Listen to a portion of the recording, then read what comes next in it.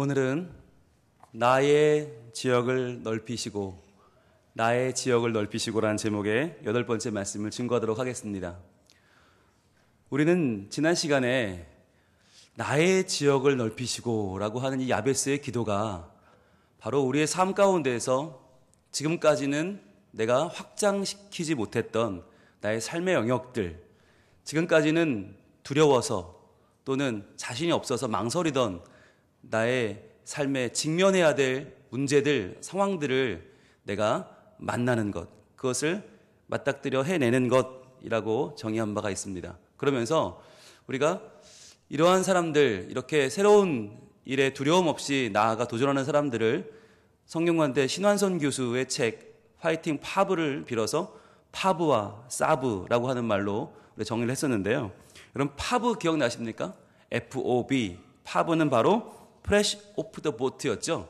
배에서 갓 내린 사람들, 갓 내린 이민자들을 말하는 거라고 했는데, 이들은 지금 막 내려서 어리둥절하고 정신도 없고 뭔가 낯설고 말도 서툴지만, 그러나 그들의 강점은 배에서 내렸다 하는 거라고 했죠. 이전에 익숙했던 나만의 공간, 나만의 사회에서 빠져나왔다. 새로운 길로 접어들었다. 그래서 그는 도전하는 사람, 시도하는 사람, 그래서 내 삶의 상황에 직면해내는 사람이다. 바로 우리는 그렇게 믿음의 파브가 되어야 된다라는 이야기를 나눴습니다. 반면에 그 반대말로 사브도 있었죠. SOB, 사브는 still on the boat, 아직 배에서 못 내린 사람. 이들도 역시 이민자인데 새로운 세계로 왔는데, 새로운 나라로 왔는데 새로운 문화를 배우려고 하지 않고 새로운 말도 배우지 않고 자기네끼리만 모여서 자기네 타운을 만들고 자기네끼리만 살아가는 이전의 모습으로, 이전의 풍습으로 살아가는 사람들, 이 사람들을 사브라고 했습니다. 신앙을 가졌음에도, 하나님의 백성이 되었음에도 하나님 나라의 룰대로 살지 않고 하나님의 뜻을 구하지 않고 하나님 말씀대로 살지 않고 여전히 내 욕심대로 살고 내 아집대로 살고 내 살던 습성대로 사는 사람들, 이들이 사브라고 했죠. 그래서 우리가 지난주에 파브로 살기 위해서 파브의 영역 7가지를 나눴었습니다. 파브는 어떤 일관된 일정한 하나의 모습만 있는 것이 아니고 7가지 다양한 모습이 있다고 그랬죠. 그러면서 첫 번째로 소개한 것은 사랑형 파브였죠. 받지 말고 주는 사람이 되는 사랑형 파브는 행복을 얻는다라고 했습니다.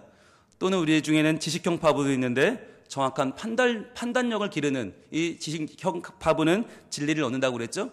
그리고 또 넓은 세상을 나가는 창의형 파브도 있는데 그는 자유를 얻고, 또 인생의 지도를 그릴 줄 아는 비전형 파브는 희망을 얻는다라고 했습니다. 반면에 굉장히 조심스러운 예방형 파브도 있죠. 조심스러운 마음으로 차분하게 준비하는 이 예방형 파브는 평안을 얻고요. 소신과 원칙으로 밀어붙이는 용기형 파브는 정의를 얻고, 때가 되면 과감히 행동하는 실행형 파브는 성공을 얻는다라고 하는 7가지 우리가 파브에 대해서 이야기를 나눴습니다. 여러분, 이 7가지 중에서 과연 나에게 맞는 파브는 어떤 것일까 한번 생각해 보셨습니까? 과연 나의 기질에 맞는, 나의 성격에 맞는, 그리고 나의 성품과 나의 재능에 맞는 파브는 어떤 것일까? 여러분, 우리가 7가지를 다 잘할 수는 없습니다. 그럼 우린 예수님이겠죠. 다 잘할 수는 없지만 내가 할 수 있는 것이 이 중에 분명히 있단 말이죠. 그런데 저는 도전하고 싶습니다. 이 중에 하나, 나에게 맞는 것이 있다면 하나 더, 아니 2개가 맞다면 하나 더, 3개가 맞다면 하나 더 도전하는 것은 어떨까요? 그래서 우리가 성경을 읽으면서 만나는 수많은 파브들이 있거든요. 이전의 삶과는 다른 새로운 영역에 도전했던 사람들, 그래서 하나님의 은총을 구하고 하나님을 의지하고 내 삶을 새롭게 변화시켜 나가는 사람들이 참 많이 있거든요. 저는요, 오늘도 그들 그 파브에 우리가 이름을 올리길 원합니다. 그래서 오늘 이 7가지 파브를 또 뛰어넘는 또 다른 파브, 하나님이 소개하시는 성경의 인물을 오늘 만나고자 합니다. 자, 오늘 만날 이 파브는 어떤 사람이냐면, 그가 넓힌 삶의 영역은 굉장히 파격적입니다. 네, 궁극적인 지역입니다. 바로 하나님의 품입니다. 하나님의 품까지 삶의 지역을 넓혔던 사람. 자, 그런데 우리가 하나님의 품까지 지역을 넓히자, 하나님의 품에 안기자 그러면 별로 가슴이 뛰질 않아요. 감동이 없어요. 왜냐하면 너무 추상적이기 때문이에요. 그런데 하나님은요, 참 기가 막힌 분이십니다. 추상적으로 말씀하는 게 아니에요. 너무나 선명하게 말씀하세요. 내가 너희를 이 세상 가운데 번쩍 들어서 내 품 안에 안아버릴 것이다. 너희의 세상은 이 땅이 다가 아니다. 너희의 지역은 지금 네가 몸담고 살고 있는 가정과 일터와 교회가 다가 아니다. 내 품으로 와라 라고 하나님은 말씀하십니다. 그것이 바로 승천입니다. 이 땅에 살아가는 사람을 번쩍 드셔서 하나님이 승천하여 하나님 품으로 안아버린 사람들, 성경에는 그런 인물이 2명 나오죠. 바로 에녹과 엘리야입니다. 그 가운데 오늘 우리는 에녹을 보기 원합니다. 창세기 5장 24절입니다. 창세기 5장 24절. 여러분 창세기 5장 오늘 많이 볼 거니까 펴놓으면 좋겠습니다. 창세기 5장을 펴놓으시고 5장 24절을 한번 읽어보겠습니다. 창세기 5장 24절. 구약 7페이지입니다. 자, 같이 한번 읽을까요? 시작. 에녹이 하나님과 동행하더니 하나님이 그를 데려가심으로 세상에 있지 아니하였더라. 아멘. 여러분, 우리가 아무리 파격적이라 하더라도 우리의 삶의 지역은 적어도 세상이잖아요. 그렇죠. 우린 세상에서 태어나고 여기서 살도록 지음 받았으니까 우리의 지역은 세상이잖아요. 그런데 하나님은 얼마나 파격적인 분이신지, 야, 왜 세상으로 사는 거 만족해? 더 넓혀봐. 삶의 지역을 넓혀봐. 그러시면서 에녹을요, 그를 데려가셨어요. 데려가셨다. 그랬더니 세상에 있지 않았다. 그는 더 이상 이 세상이라는 지역, 영역에 만족하지 않고 하나님과 함께 동행하는 사람이 되었다는 거죠. 여러분, 그런데 여기서 우리가 알 수 있는 거, 파브는요, 삶의 지역을 넓히는 사람은 내 힘으로 넓히는 게 아닙니다. 누가 넓혀주십니까? 하나님이 그를 데려가심으로 세상에 있지 않았다는 거예요.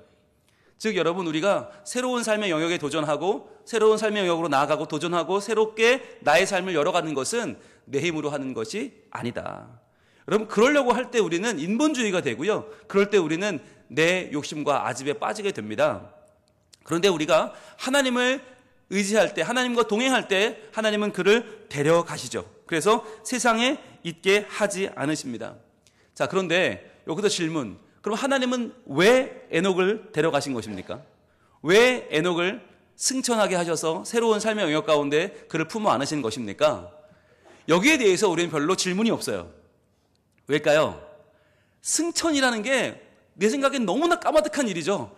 야, 말도 안 되는, 정말 나한테는 벌어질 리가 없는 일. 우리는 우리와 관계없는 일은 관심이 없잖아요. 그러니까 에녹이 승천했다는 건 우리가 성경 퀴즈 할 때 외워요. 승천한 2사람, 에녹, 엘리야. 정답. 그런데 왜 에녹이 승천했는가에는 관심이 없죠. 그건 나와는 너무나 동떨어진 일이고, 그건 너무나 옛날 일이고, 그거는 마치 신화 같은 이야기, 옛날 이야기 같은 이야기. 어떻게 사람이 승천을 해? 어떻게 사람이 하나님께 부름을 받아? 야, 그건 불가능해. 우리 마음속엔 그런 마음이 있단 말이에요. 자, 그런데 여러분, 성경이 그런 이야기입니까? 성경이 신화를 담은 이야기입니까?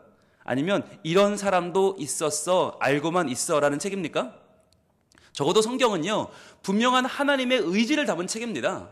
하나님의 목적과 의도가 담겨있는 책입니다.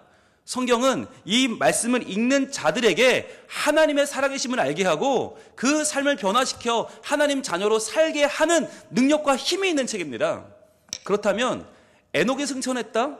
하나님이 그를 데려가셨다? 그의 삶의 영역을 넓혀주셨다는 이야기도 우리가 그냥 그랬나 보다라고 읽을 것이 아니라, 그렇다면 왜? 라고 물어봐야죠. 그렇다면 어떻게? 라고 물어봐야 되죠. 왜 하셨는가? 우리가 어떻게 이것을 받아들여야 할지를 물어봐야 되는 것입니다. 자, 그래서 우리가 창세기 5장 21절로 22절 말씀을 한번 보겠습니다. 과연 에녹은 어떤 사람이었는지 그의 삶을 좀 우리가 볼 필요가 있겠죠. 창세기 5장 21절로 갑니다. 시작. 에녹은 65세에 무두셀라를 낳았고 라고 말해요. 65세에 무두셀라를 낳았고, 그런 다음에 22절, 무두셀라를 낳은 후 300년을 하나님과 동행하며 자녀들을 낳았으며 그랬어요. 자, 65세에 무두셀라를 낳았다. 이것이 그의 삶의 거의 대부분의 기록입니다. 뜻밖의 여러분, 승천을 했는데 적어도 엘리야처럼 정말 850대 1로 싸우고 어마어마한 일을 이루고 이 정도 되면 승천해도 우리가 이해를 하겠어요. 근데 에녹은 별로 한 게 없어요. 무두셀라를 65세에 낳았고 300년 살면서 자기는 낳은 거 이렇게 다 해요. 우리가 여기서 이제 혼란에 빠지는 거예요. 그럼 왜? 그러면 승천하는 건 하나님 마음인가? 하나님이 그냥 야, 너 일로 올라와. 그럼 되는 건가? 이게 뭐지? 과연? 애 하나 낳고 300년 산 게 뭐 대단하다고? 그대로 애 낳은 게 뭐가 대단하다고? 여러분 여기서 중요한 게 있어요. 바로 무드셀라라고 하는 이름입니다. 무드셀라. 여러분 무드셀라 무슨 뜻인지 혹시 아십니까? 무드셀라는 무기를 든 자, 창을 든 자라는 뜻인데 더 정확하게는 창 던지는 자입니다. 창 던지는 자. 그렇다면 창 던지는 자는 뭐 하는 사람인가? 고대 문헌을 연구하는 학자들에 의하면 여러분 당시 마을에는 그 마을을 지키는 남자들이 있었죠. 남자들이 다 군인이었죠. 자, 그 남자들이 전쟁이 나면 마을 밖에 쳐들어오는 적들을 맞이하러 우르르 나갑니다. 나갈 때 마을에 있는 아녀자와 노인과 아이들을 지키기 위해서 한 명이 남는답니다. 그 사람이 누군가? 가장 강한 자, 가장 힘센 자, 창 던지는 자가 남아요. 그래서 그 한 명이 제일 마을의 중심에서 혼자 그 창을 들고 남아 있습니다. 그렇다가 적과 싸우러 나갔던 그 남자들이 패하면, 밀리면 어떻게 해요? 점점 밀려 들어오면 마지막으로 최후의 그 창 던지는 자가 마지막으로 그 창을 던져서 적장의 머리를 꿰뚫는 것입니다. 자, 그런데 만약에 창 던지는 자가 죽으면 어떻게 될까요? 다 망하는 거예요. 창 던지는 자는 최후의 보루입니다. 자, 그러니까 에녹이 자기 아들을 65세에 낳고 이 아이를 무드셀라라고 이름을 지었다는 것은 뭐냐? 바로 이 아들이 최후의 보루라는 것이에요. 이 아들이 죽으면 다 망한다. 이 아들이 죽으면 다 끝난다. 이게 무슨 말이냐면 여러분 당시의 인류가 살아가는 모습이 어땠을까요? 매우 선하고 아름답고 에덴 동산 같았을까요? 아니면 하나님을 거역하고 바벨탑을 쌓고 서로가 높아지려고 하고 죽고 죽이면서 욕심에 배를 채웠을까요? 후자였습니다. 죄악이 끝이 없었습니다. 이 모습을 보면서 에녹은 생각했던 것이죠. 아, 심판날이 오겠구나. 아, 이제 하나님의 심판이 우리에게 밀려오겠구나. 그렇다면 내가 할 수 있는 일은 무엇인가? 아, 그래. 내 아들이 죽을 때까지라도 하나님이 이 심판을 연기해 주시기를 내가 기도해야겠구나. 하나님 적어도 무드셀라 창 던지는 자가 죽는 그날까지는 심판을 연기해 주십시오. 하나님 적어도 우리에게 기회를 주십시오. 우리가 회개하고 돌아올 수 있는 기회를 하나님 주시기를 원합니다. 이 아들이 죽는 그날까지는 최후의 보루가 무너지는 그 순간까지는 하나님 한번 기회를 주십시오 라고 기도했다는 거 우리는 알 수 있어요. 어떻게 그걸 알 수 있냐면 신약에 유다서라고 하는 책이 있는데 유다는 가룟 유다가 아니고 예수님의 동생인 유다입니다. 이 유다가 유다서를 썼는데 유다는 구약 전통에 아주 밝은 사람이어서 구약 성경에는 나오지 않지만 그 밖의 이야기를 많이 수집한 사람이었어요. 그 유다가 어떻게 에녹에 대해서 말하고 있는가 한번 보겠습니다. 유다서로 갑니다. 신약 제일 끝에 있는데 자, 유다서 1장 14절. 자, 유다서 1장 14절로 가면 요한 1, 2, 3서 다 지나고 계시록 바로 앞에 유다서가 있습니다. 자, 유다서 1장 14절. 구약 398쪽. 거기 에녹이 나와요. 자, 같이 한번 읽어봅니다. 시작. 아담의 7대 손 에녹이 이 사람들에 대하여도 예언하여 이르되. 자, 에녹이 예언을 했다는 거예요. 창세기엔 나오지 않지만 유다가 모은 문헌에 따르면 에녹이 예언을 했는데 뭘 예언했냐? 보라, 주께서 그 수만의 거룩한 자와 함께 임하셨나니. 즉 하늘의 천사를 수만 명 끌고 하나님이 나타나셨다는 거예요. 임하셨다는 거예요. 왜 임하셨나? 15절입니다. 이렇게 말씀합니다. 이는 무사람을 심판하사. 즉 하나님이 심판하실 것을 에녹에게 보여주신 거예요. 모든 경건하지 않은 자가 경건하지 않게 행한 모든 경건하지 않은 일과 또 경건하지 않은 죄인들이 주를 거슬러 한 모든 완악한 말로 말미암아 그들을 정죄하려 하심이라 하였느니라. 즉 에녹은 그 당시 하나님의 계시를 받은 사람이었습니다. 여러분 에녹이란 이름 뜻이 뭐냐면 가르치다라는 뜻이에요. 가르치다. 즉 에녹은 그 당시에 선생이었습니다. 많은 사람들을 가르치는 선생이었고 감화시키다라는 뜻도 있어요. 사람들을 감화시키고 감동시키는 사람이었어요. 오늘날로 말하면 설교자입니다. 설교자요 예언자였던 에녹은 하나님이 보여주신 계시를 보았는데 그게 뭐냐? 무사람들을 하나님이 심판하실 것이다. 무사람이란 말이 뭐예요? 모든 이들을 심판한다는 얘기죠. 이때만 해도 이게 뭔지 몰랐지만 경건하지 않은 자들이 경건하지 않게 행한 모든 경건하지 않은 일들, 행위를 심판하시고 또 경건하지 않은 죄인들이 주를 거슬러 한 모든 완악한 말들을 심판하시고 하나님이 어디 있어? 야, 하나님께서 나와보라고 그래 했던 모든 완악한 말들을 하나하나 다 심판하기 위하여 행동과 말을 심판하시는 하나님께서 정죄하기 위하여 심판하기 위하여 오신다라고 하는 것을 에녹은 예언했다는 거죠. 여러분, 이것을 분명히 알았던 에녹은 할 수 있는 일은 하나밖에 없는 겁니다. 이 심판을 가능하면 지체시키는 일밖에 없는 거예요. 그래서 하나님 제발 기도합니다. 이 백성이 깨닫고 돌아오는 기간을 주세요라고 그 아들의 이름을 무두셀라라고 지은 것이죠. 여러분, 그러면 인간의 입장에서 무두셀라가 빨리 죽어야 됩니까? 오래 살아야 됩니까? 오래 살아야 되죠. 근데 기가 막히게도 무두셀라가 몇 년 살았죠? 969년을 살았어요. 인류 역사상 가장 오래 살았어요. 여러분, 이걸 가지고 많은 사람들이 무두셀라가 오래 산 이유를 참 여러 가지로 설명을 합니다. 노아 홍수 이전에는 뭐 오존층이 뭐 있어가지고 뭐 태양에서 오는 안 좋은 자외선을 뭐 막아줘서 그렇다. 그 당시는 뭐 공기가 맑았다. 그 당시 스트레스가 적었다. 뭐 병균이 적었다. 바이러스가 없었다. 얘기를 하는데 성경이 말하는 이유는 다르다는 거예요. 왜 969세를 살았나? 왜 그렇게 오래 살았나? 무두셀라가 오래 살았던 이유, 살 수밖에 없었던 이유를 성경은 뭐라고 말해주느냐? 그가 최후의 보루였기 때문에, 그가 창 던지는 자였기 때문에, 그가 죽으면 멸망이 오기 때문에 하나님이 그의 죽음을 늦춰주신 거죠. 하나님이 그의 죽음을 다른 어떤 사람보다 더 늦춰서 주신 거죠. 그래서 그가 죽자 인간은 멸망하고 맙니다. 심판하고 맙니다. 어떻게 알 수 있을까요? 여러분, 무두셀라가 계산 한번 해볼게요.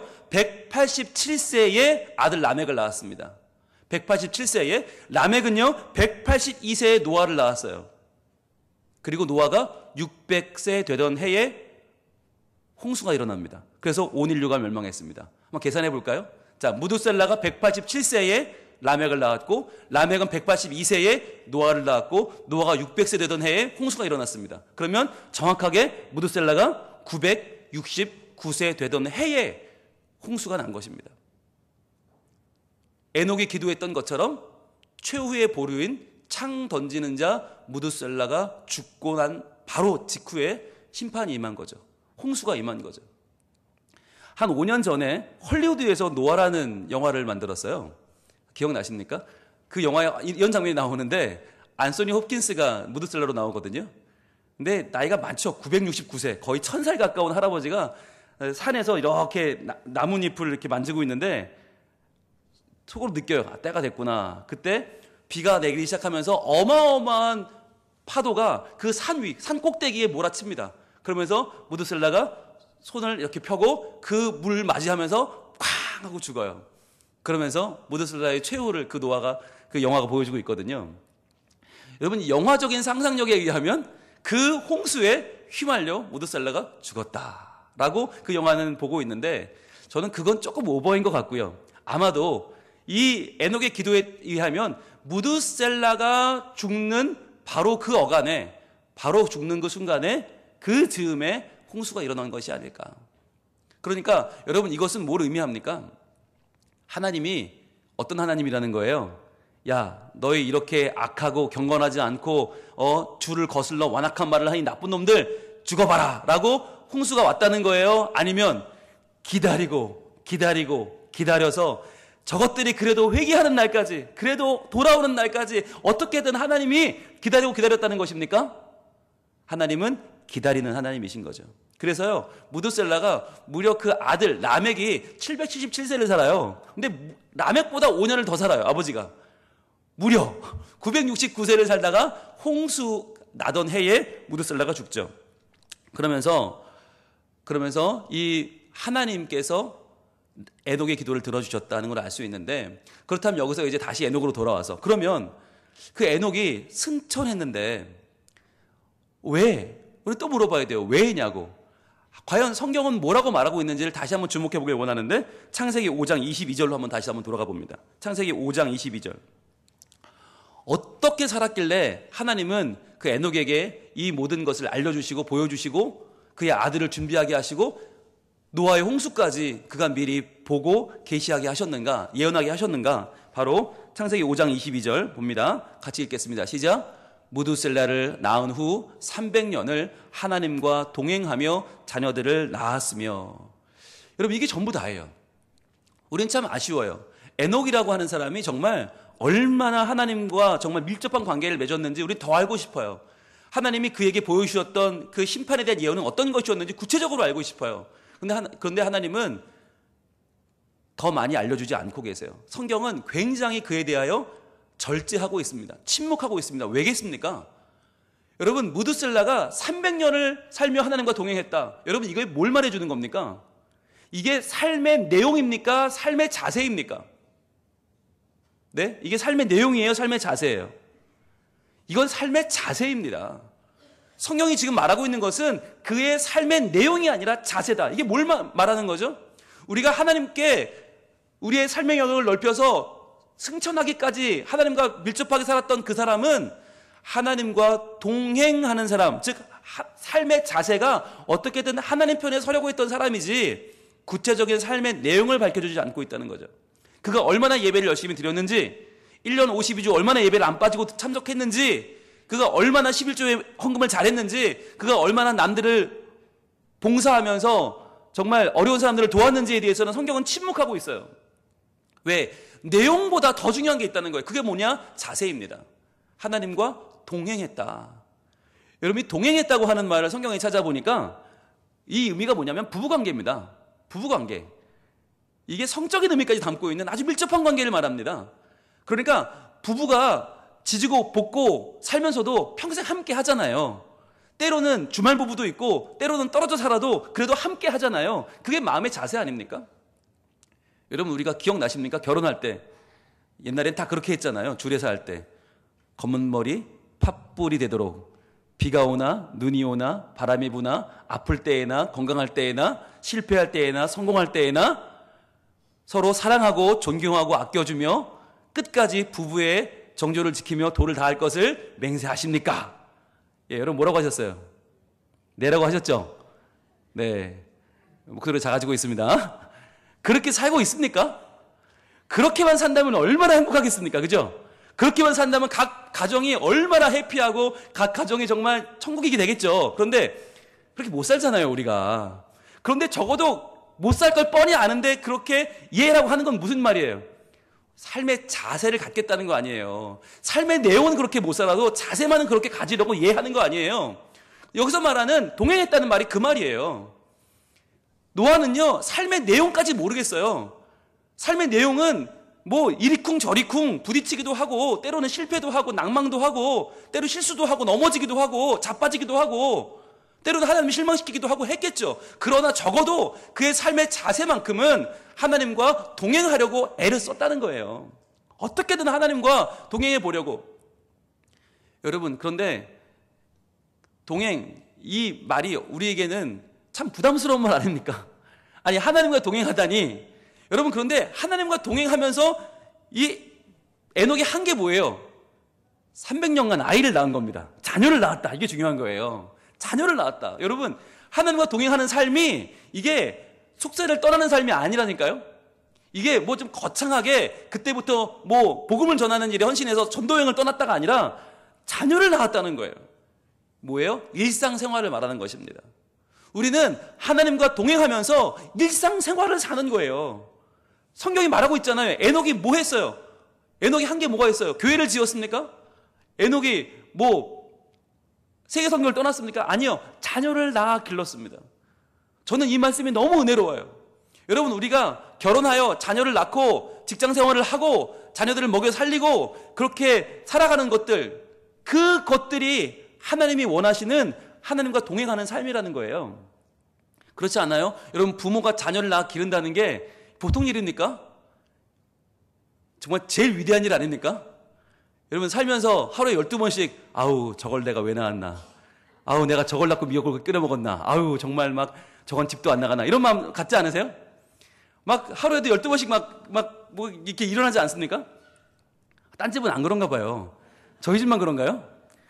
어제 저희 집에 계신 민서 할머니께서, 예, 저희 장모님께서 거실에 나와 있는 빨래를 이렇게 개켜놓잖아요. 그 중에서 이제 저희 집사람 거를 챙겨서 민서에게 줬습니다. 그러면서 이렇게 말씀하셨습니다. 민서야, 이거 엄마 거지? 줬어요. 그걸 받은 민서가 그걸 들고 안방으로 갔습니다. 엄마한테 이렇게 말했습니다. 엄마, 할머니가 엄마 거지? 이래요.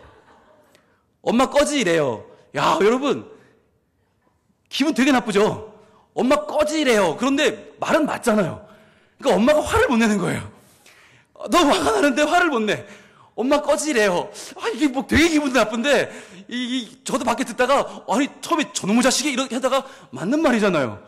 할머니가 엄마 꺼지라고 했잖아요. 그러니까 할 말이 없는 거예요.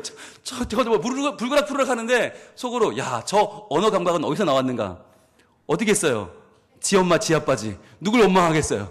그러니까, 화도 못 내고, 막 정말, 야, 저희 집사람 말로는 주먹에서 땀이 나더라고 하면서, 예.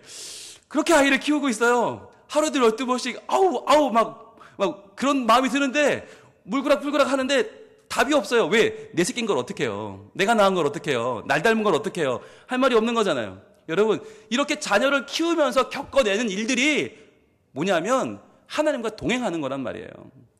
그래서 여러분, 하나님과 동행하는 건 특별한 일이 아니고, 이건 뭐 막 정말 놀라운 영적인 세계가 아니고, 우리의 일상, 자녀를 낳고 기르고 때로는 아이가 아프고 그래서 기도하고 애태우고 응급실 뛰어가고 이 모든 과정이 실은 다 하나님과 동행하는 길이란 말이에요. 지난주에 수능이 있었잖아요. 얼마나 정말 수능 보는 엄마 아빠들 애가 탑니까? 차라리 내가 시험 보고 말지. 애 보내놓고 얼마나 애를 태워요. 다 우리 그랬잖아요. 그 마음이 뭐냐면 하나님과 동행하는 마음이다. 그런데 그럼에도 우리는 그래도 목사님 저는 하나님과 동행하는 건 너무 어려워요. 아우 애녹이니까 하지 저는 못해요. 이런 마음 드시는 분 있죠. 여러분 동행하다는 말이 영어로 하면 더 쉬워요. walking with예요. walking with가 뭐예요? 같이 걸어가는 거예요. walking with는요 목표를 맞추고 보폭을 맞추고 속도를 맞춰서 걸어가는 것이 walking with예요. 자 그러면 여러분 하나님과 동행하는 게 어려울까요? 쉬울까요? 우리 입장에서 어려워요? 쉬워요? 어려워 보이세요? 여러분 우리가 3살짜리 꼬마랑 걷는다 생각해 보세요. 3살짜리 꼬마랑 길을 걸어요. 자, 걔랑 우리가 워킹 위드 하는 거죠. 걔랑 보폭을 맞추고 속도를 맞추고 방향을 맞춰야 되죠. 자, 그러면 여기서 봅시다. 걔가 어려워요? 우리가 어려워요? 네? 3살짜리는 어려울 게 없어요. 그냥 지갈 길 가면 돼요. 누가 어려워요? 내가 어렵죠. 우리가 어려운 거지. 걔한테 맞추려니까. 엉뚱한 자꾸 가면 야 글로 가면 안 돼 글로 가면 일로 와 오히려 옵니까? 힘도 세가지고 지갈길 가지. 야야야 안 된다니까 우리가 힘들죠. 여러분 애 보면 기분 좋아요? 행복해요? 병나요? 병나요. 애 데리고 가다 보면 병난다니까요. 여러분 그런 못할 짓이 어디 있어요? 여러분 하나님과 동행하는 거 마찬가지입니다. 하나님이 천지를 창조하신 그 크신 하나님이 정말 천지의 창조주요 섭리자요 완성자인 하나님이 우리와 동행하신다? 여러분 우리가 힘들 게 뭐가 있어요? 우린 그냥 우리대로 걸어가면 되지. 하나님이 힘든 일이지. 하나님이 못할 짓이죠. 여러분, 하나님이 우리와 동행하신다는 것은 말도 못하는 은혜입니다. 우리가 3살짜리 아기보다도 못한 욕심 부리고 우리가 이리저리 넘어지고 자빠지고 우리의 길을 걸어갈 때 오늘도 또 넘어지고 또 실수할 때 하나님은요. 그걸 옆에서 안타까이 바라보시면서 야, 글로 가면 안 돼. 그렇게 가면 넘어져. 일로 와. 같이 가. 붙잡아 주시는 하나님의 손길이에요. 그게 동행입니다. 오늘도 하나님은 우리에게 야 동행하자 하십니다. 나와 동행하면서 자녀 낳아 길러라. 나와 동행하면서 일상의 삶을 살아라. 더럽고 치사해도 직장생활 열심히 하고 교회생활 열심히 하고 주어진 삶을 열심히 살아라. 그러다 보면 말이다. 내가 너를 내 품에 안아주는 날이 올 것이야. 내가 너를 번쩍 들어서 내 품에 안아주는 그 날이 올 것이니 너의 삶의 영역을 내가 넓혀줄 것이니 걱정하지 말고 나와 함께 동행하는 삶 살지 않겠니? 라고 말씀하십니다. 우리는 오늘도 넘어집니다. 아이처럼 또 넘어지고 힘겨워하고요. 우리는 또 부족합니다. 그러나 우리 하나님은 오늘도 우리를 만나주시고 우리와 동행해 주십니다. 우리와 발걸음을 맞춰주시고 보폭을 맞춰주시고 방향을 인도하십니다. 주님 우리와 동행하셔서 우리가 에녹과 같이 하나님의 품에 안기게 하십니다. 여러분 우리의 일상은 별것 아니어 보이지만 아니요 하나님과 동행하는 놀라운 과정입니다. 사랑받게 태어난 우리가 사랑받기 위하여 주님과 동행하는 이 삶이 얼마나 귀한지 모릅니다. 오늘 힘들고 어렵지만 나를 버리지 아니하시고 외면하지 아니하시고 나를 오늘도 붙잡아 주시는 그 하나님을 의지합시다. 그리고 하나님의 품에 안기는 그 순간을 기대하면서 오늘도 내 삶을 주님과 함께 걸어갈 수 있기를 바랍니다. 찬양하겠습니다.